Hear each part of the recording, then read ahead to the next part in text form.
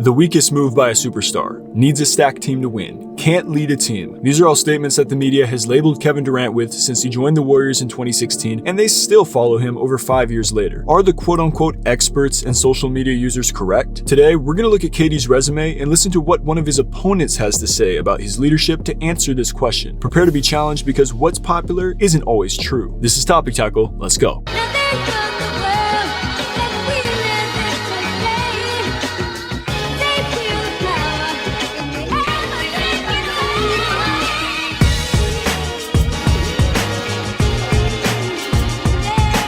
What's good, people? JC3 here, and as I've countered media narratives on KD over the years, today is no different, as I'm taking on the most recent slight that Durant can't lead because he plays on a stacked team. So let's go right at that statement. Does playing on a stacked team, a team with multiple stars, instantly disqualify a player from being able to lead and carry their team? If it does, then we'd have to dismiss many incredible performances by legends in big games throughout NBA history because of how good their teams were. Except for fringe haters, I don't see people dismissing the leadership of Bill Russell, Larry Bird, Magic Johnson, Michael Jordan, and LeBron James because they won titles with multiple star teammates. It's acknowledged that each of these guys pulled their weight and made their teammates better in big postseason moments to achieve the ultimate goal multiple times. Kevin Durant has also done this routinely throughout his career by being the best player on the best team and delivering on the biggest stage without needing to be bailed out. Don't believe me? Take USA Basketball for example. Durant has without question been the best player in 2 out of 3 Olympics that he's played in, and it can be argued based on the numbers that he was the best player on the best team in the world in 2012 as well. And that's saying a lot when a prime Carmelo Anthony, LeBron James, and veteran Kobe Bryant are your teammates. But the greatest example of KD's leadership came in the recent Tokyo Olympics. Durant and Draymond Green were the only 2 returning Olympians from 2016, and after 2 losses in pre-Olympic friendlies and a loss to France in the opening game of pool play, the media was writing off Team USA and Durant's ability to lead them to gold. KD not only proved them wrong, but went above and beyond the call of duty, becoming Team USA's all-time leader in points, field goals, and threes, the first player to score 100+ points in 3 different Olympics, and the only player to average above 20 points per game in a single Olympics. And yet, there's still the classic tweet response about Durant being overrated because he's played with all NBA players. So what is it, people? One moment, KD can't lead Team USA to gold even though the roster is full of stars, and the next moment, he only did because the team was stacked. Do y'all see the contradiction here? Here's something that may have you scratching your head at first, but hear me out. To be the best player on the best team is one of the most difficult feats to accomplish in basketball, especially if the team is supremely talented. Why? Alright, let's say you go to a gym to play pickup and you assemble a great team. Even with multiple solid players on your roster, you know who the best player is, and they're given a certain level of respect and responsibility. And with that comes a level of expectation for them to perform and lift their teammates. Just because the best player is on a great team doesn't remove their responsibility to lead and expectation to win, it heightens it. And thus, we arrive at what KD did without fail in Golden State. Not only was he expected to win, but he was expected to go above and beyond to prove that he wasn't riding coattails. And here's 2 stat lines from 2 different finals series over the past 5 years. Player A was highly praised for leading his team to a championship. Player A had 2 other stars on his team and a solid supporting cast. Player B was congratulated for winning, but wasn't praised for leading his team. Player B had 2 other stars on his team and a solid supporting cast. Let's reveal the players, please. Except for rebounding, the numbers are nearly identical, and Giannis played an additional game. I take nothing away from Giannis's championship. He clearly led his team to a title by stepping up in multiple big moments. But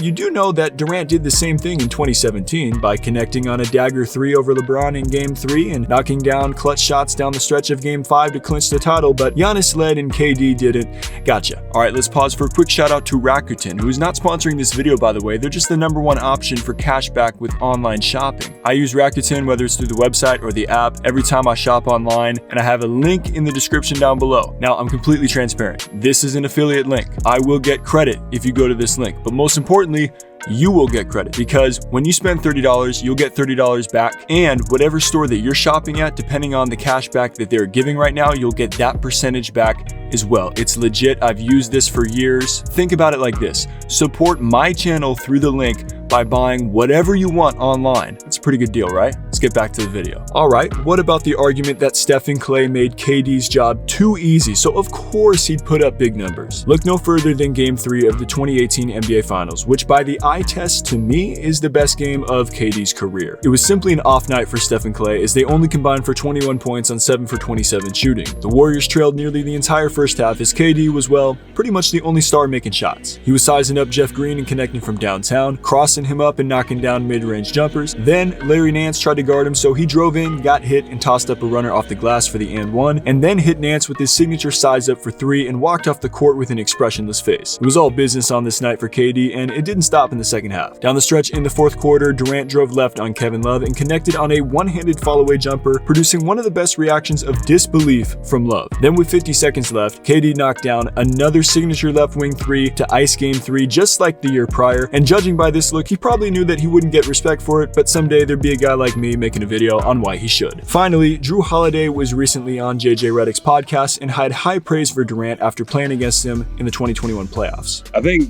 now that I've played against KD in this series, and again, I played against him in Golden State, completely different. Like, he literally carried his team. This statement confirms something that players know, but the media won't acknowledge because it doesn't fit their narrative on Durant. Holiday is arguably the best defensive player in the league, and even he admits that the Bucks couldn't stop KD in the semifinals series. I feel like you do everything you can to stop somebody, and it's not working. And Kevin Durant is pretty much just like, this is going to sound weird, mentally penetrating.